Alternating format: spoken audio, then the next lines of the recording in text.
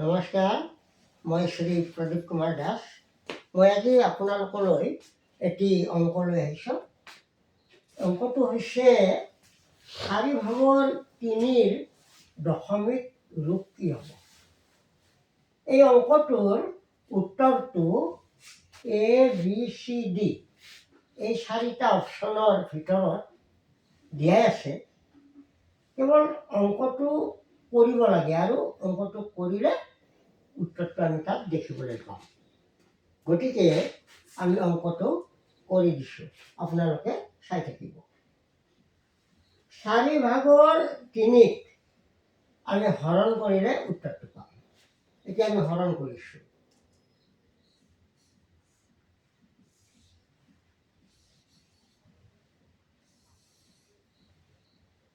চাৰিৰে 3 হৰণ নাযায়, সেয়েহে 0 বাৰ দিলোঁ। এতিয়া ইয়াত এটা দশমিক দিলোঁ। দশমিক দিয়াৰ লগে লগে 3টোৰ সোঁফালে আমাৰ দশমিক অংকৰ নিয়ম মতে এটা 0 বহিব। এতিয়া এইটো আমি 30 পালোঁ। এতিয়া 4ৰে আমি 30ত কেইবাৰ যাব সেইটো আমি অলপ ভাবি চাই আমি এটা সংখ্যা বহুৱাম। আমি 7 সংখ্যাটো বহুৱালোঁ। 4 7 গুণ 28।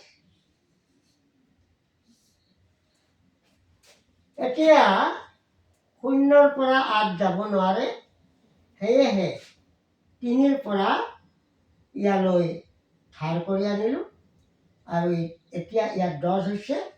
10ৰ পৰা 8 গ'লে 2 থাকিল আৰু ইফালে ধাৰ কৰি নিয়াৰ পিছত 2 আছে। 2ত 2 গ'লে 0। সংখ্যাবিলাকৰ বাওঁফালে 0 নবহালেও হয়, সেয়েহে বহুৱাই দিয়া নাই। এতিয়া দশমিক অংকৰ নিয়ম মতে দশমিকৰ পিছত ভাগশেষ যদি থাকে, সেই ভাগশেষটোৰ সোঁফালে এটা 0 বহে। এইটো হ'ল নিয়ম। গতিকে 20 হ'ল। 4ৰে যদি আমি 5 বাৰ দিওঁ,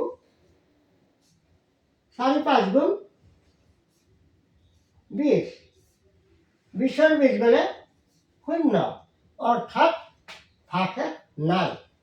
এতিয়া অংকটো কৰি আমি পালোঁ 0.75। এতিয়া আমি অপশ্যন 4টাত বিচাৰিম 0.75 কোনটো অপশ্যনত আছে। আমি লক্ষ্য কৰিলোঁ যে বি অপশ্যনত 0.75 আছে। সেয়েহে 4/3 দশমিক ৰূপটো হ'ল উত্তৰ বি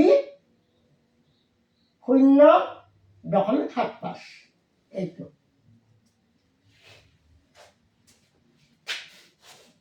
ধন্যবাদ। যদি আপোনালোকে মোৰ চেনেলটো ছাবস্ক্ৰাইব কৰা নাই, ছাবস্ক্ৰাইব কৰিব, লাইক শ্বেয়াৰ কৰিব। আগলৈ এনেকুৱা ভিডিঅ' আপোনালোকে পাই থাকিব। নমস্কাৰ।